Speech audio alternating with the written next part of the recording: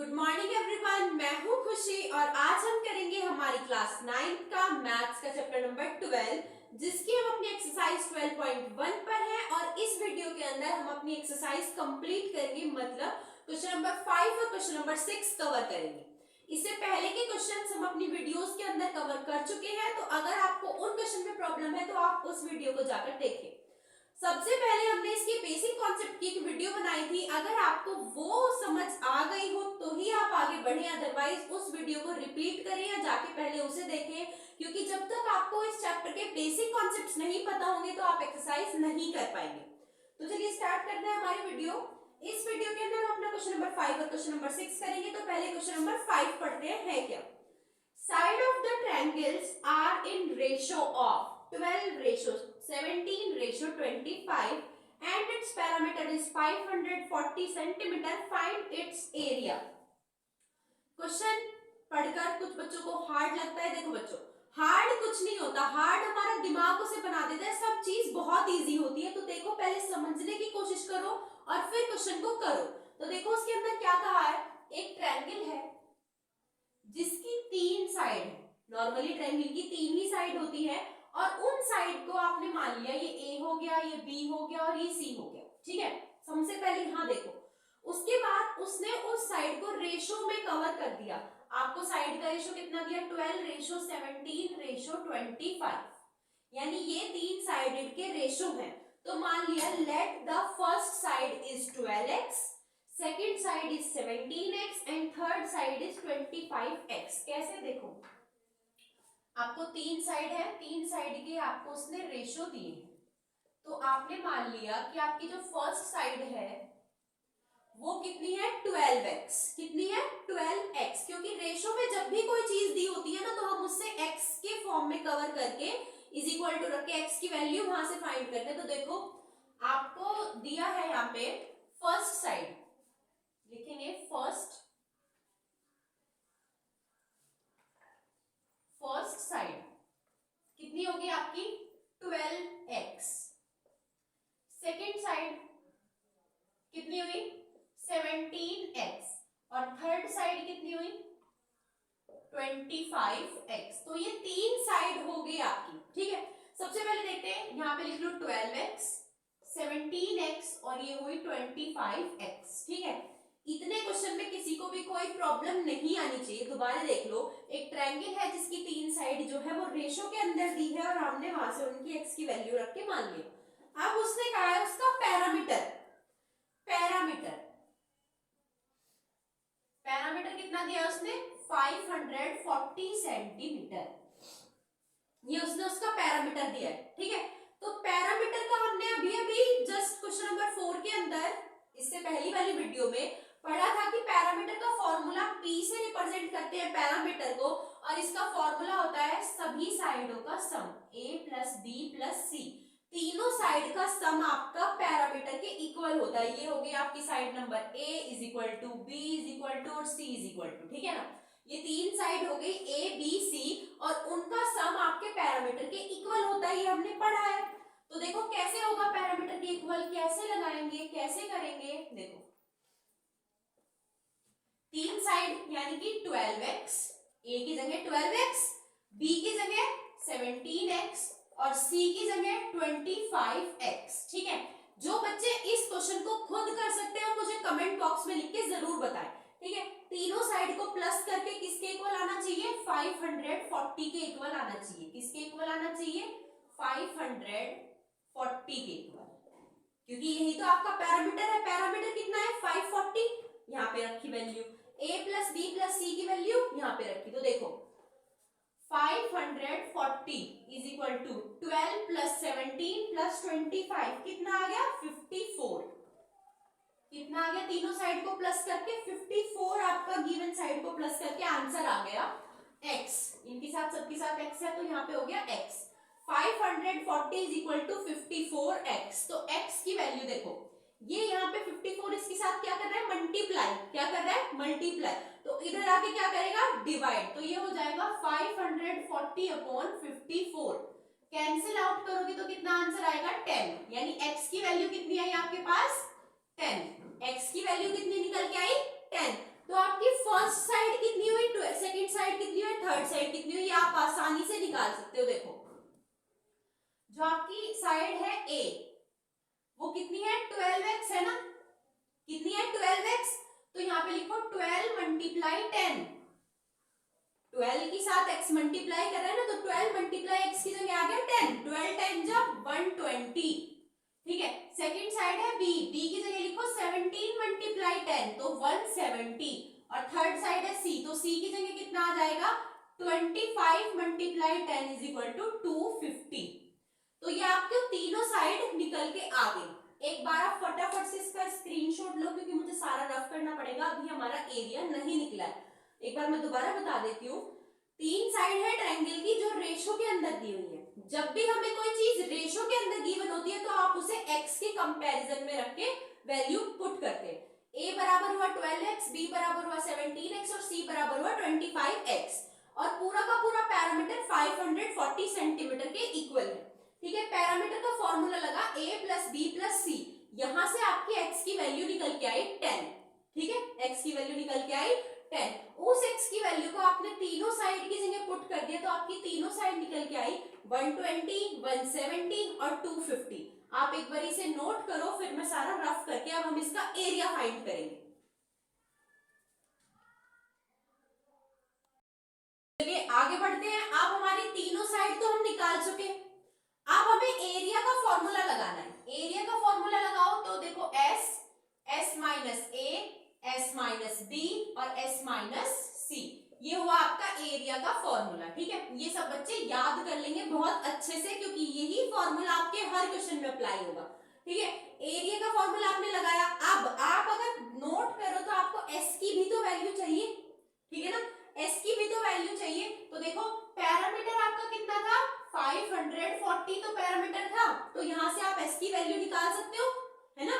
Parameter complete है और s क्या होता है आपका हाफ पैरामीटर, पैरामीटर का आधा, यानी अगर आपका पैरामीटर 540 है तो उसका आधा जो होगा वो आपकी s की वैल्यू होगी, यानी कि वो कितनी होगी 270। s की वैल्यू कितनी हो जाएगी आपकी 270, जो क्या होती है आपकी हाफ पैरामीटर, ठीक है। तो चलो यहाँ पे आप वैल्यू पुट करो और फटाक से आंसर निकालो। एरिया इज इक्वल टू कितना हुआ, s की जगह रखो 270, ठीक है, यहाँ पे भी s की जगह 270 माइनस a की जगह कितना रखो 120, ठीक है, 270 माइनस b की जगह कितना रखो 170 और देन 270 माइनस c की जगह रखेंगे 250। तो देखो आपकी एरिया की वैल्यू क्या क्या निकल के आई, यहाँ इज इक्वल टू लगा के लिखते हैं 270 एज इट इज मल्टीप्लाई, जब 270 में से 120 को माइनस करोगे तो कितना निकल के आएगा 0 0, 7 में से 2 गया 5 और 2 में से 1 गया 1, 150। उसके बाद देखो जरा यहाँ से जब 270 में से 170 को माइनस करोगे तो कितना आएगा 100, देन उसके बाद 270 में से 250 को माइनस करोगे तो 20 निकल के आएगा, ठीक है। तो देखो सब कुछ को सॉल्व करो, सबके फैक्टर करो और फैक्टर करके आंसर आ जाएगा। देखो कैसे निकलेंगे, 270 के फैक्टर कैसे करोगे, इसे लिख सकते हैं 9 3 जा 27 होता है क्या, 9 3 जा 27 और ये 0 थी इसको 10 लिख देंगे, 9 3 जा 27 मल्टीप्लाई 10 270 आ जाएगा। 150 को देखो कैसे लिखोगे, 3 5 जा 15 होता है क्या, 3 5 जा 15 और ये 0 की जगह 10 आ जाएगा, ठीक है। उसके बाद देखो 100 की जगह 10 मल्टीप्लाई 10 लिख सकते हैं, 10 10 जा 100 हो गया, 20 की जगह लिख सकते हैं 2 मल्टीप्लाई 10, 2 10 जा 20। तो देखो किस किस का पेयर बाहर आ जाएगा, देखो ये वाला जो 10 का पेयर है, एक पेयर ये बाहर आएगा, एक 10 यहाँ पे और एक 10 यहाँ पे, तो एक पेयर में ये बाहर आ जाएगा। उसके बाद ये 3 बाहर आ जाएगा, ठीक है, तो और ये 9 भी खुद में एक पेयर है, ये बाहर आ जाएगा, और आपके पास अंदर कितना बचेगा 100 5 और 2 आपके पास अंदर बच जाएगा। पेयर बनाओ, फैक्टर पेयर बाहर निकालो और बाकी जो बच रहा है उसको अंदर ही छोड़ दो, तो आपके पास कितना बचेगा, ये बाहर आएगा आपके पास, और डस्टर कहाँ यहाँ लिख देती हूँ, जो आपके पास बाहर निकल के आएगा यहाँ से देखो ऊपर, ठीक है, ये 9 अपने आप में बाहर आ गया, ये 9 बाहर आ गया, ये 3 बाहर आ गया, ठीक है, ये वाला 10 बाहर आ गया और ये वाला 10 बाहर आ गया। देन आपके पास अंडर रूट के अंदर बचा क्या क्या, 10, 5 और 2, 10 मल्टीप्लाई 5 मल्टीप्लाई 2, ये आपके पास अंदर बच गया, ठीक है। वैसे ये भी बाहर आ जाएगा, 5 2 जा 10, सॉरी ये भी कंप्लीट का कंप्लीट बाहर आ जाएगा, 5 2 जा 10 होता है ना, और ये वाला पेयर भी बाहर आ जाएगा, यानी कि ये भी बाहर आ जाएगा। तो अंदर तो आपके पास कुछ भी नहीं बचेगा, सब कुछ बाहर आ गया। तो जब कुछ सब कुछ की मल्टीप्लाई कर दोगे तो कितना हुआ, 3 7 जा 9 3 जा 27 और 1 0 2 0 3 0 सेंटीमीटर स्क्वायर। ये हो गया आपका फाइनल आंसर। आप एक बार इसे नोट करो, कुछ गलत हुआ क्या?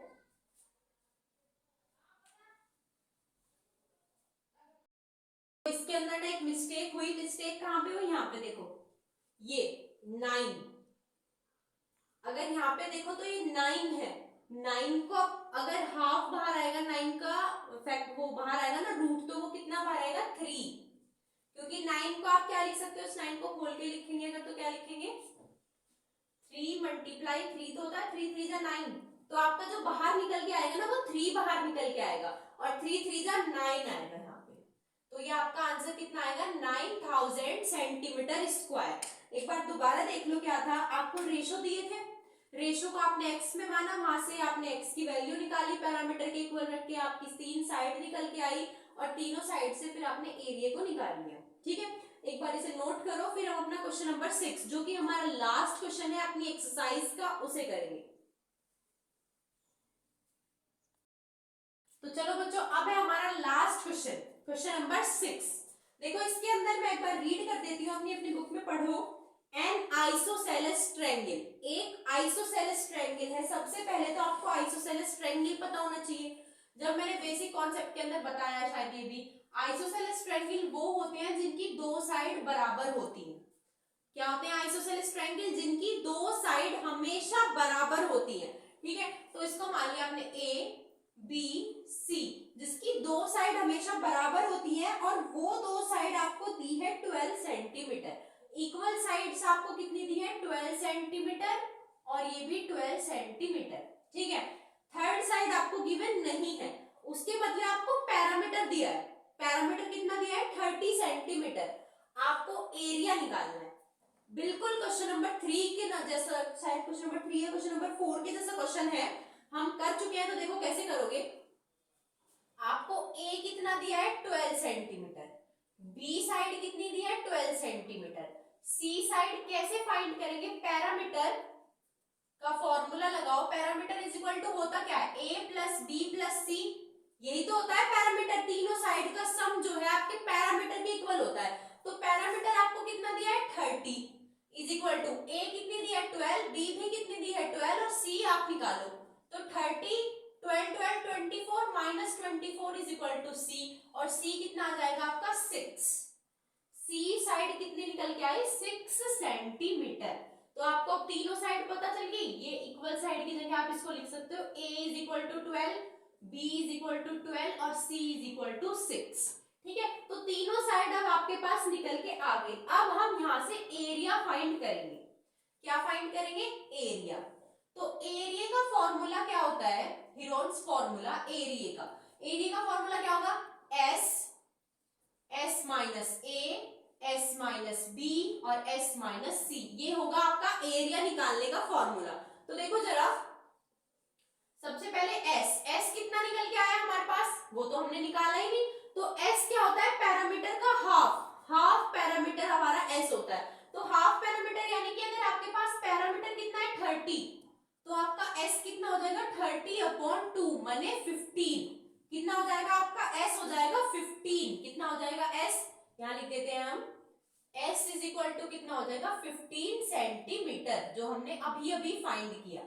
एस कितना हो जाएगा 15 सेंटीमीटर। तो एस की जगह वैल्यू रखो 15, एस की जगह वैल्यू रखो 15 माइनस ए की जगह वैल्यू रखेंगे 12, फिर एस की जगह 15 माइनस बी की जगह भी 12 और एस की जगह 15 माइनस 6, सी की जगह आ जाएगा 6। तो सॉल्व कर दो, यहाँ पे एज इट इज 15 छोड़ो, 15 में से 12 को माइनस करेंगे 3 आ जाएगा, फिर 15 में से 12 को माइनस करेंगे 3 आ जाएगा, और 15 में से जब 6 को माइनस करेंगे तो कितना आ जाएगा, 15 में से जब 6 को माइनस करेंगे तो आपका आंसर आएगा 9।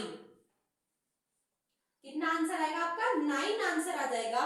देन उसके बाद देखो कैसे करोगे, 15 के फैक्टर करो, 5 3 जा 15 होता है क्या, ठीक है, ये 3 एज इट इज, ये वाला 3 एज इट इज, ये वाला 9, 9 की जगह पे 3 into 3, नहीं तो फिर से वो थोड़ा प्रॉब्लम क्रिएट हो जाएगा, ठीक है। देखो बाहर निकालो, 3 यहां से बाहर निकल जाएगा, 3 ही यहां से बाहर निकल जाएगा, तो 3 और 3, 3 मल्टीप्लाई 3, और अंडर रूट के अंदर कितना बचेगा, 5 3 जा 15, तो ये कितना हुआ, 3 3 जा 9 अंडर रूट 15 सेंटीमीटर स्क्वायर। कितना आपका एरिया निकल के आया, 9 अंडर रूट 15 सेंटीमीटर स्क्वायर। इसी क्वेश्चन के साथ हमारी एक्सरसाइज 12.1 कंप्लीट हो गई, और मेरे ख्याल से आपको सभी क्वेश्चन समझ आ गए होंगे। एक बार इसका रिव्यू देख लेते हैं दोबारा से कैसे हमने किया।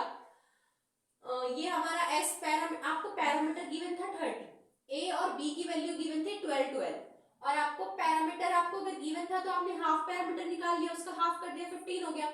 सी की वैल्यू आपने पैरामीटर के फॉर्मूला लगा के निकाली, यहां से निकल गई सी की वैल्यू, और आपने एरिया में पुट कर दिया, ठीक है। बहुत आसान क्वेश्चन है, सभी के सभी मेरे ख्याल से आपको पूरी एक्सरसाइज अच्छे से समझ आ गई होगी। अगर आपको किसी भी क्वेश्चन में डाउट है तो आप हमें कमेंट बॉक्स में बता सकते हैं। अगर आपको हमारी वीडियो पसंद आई तो हमारे वीडियो को लाइक और चैनल को सब्सक्राइब जरूर करें, और अपने दोस्तों के साथ शेयर जरूर करें। Thank you.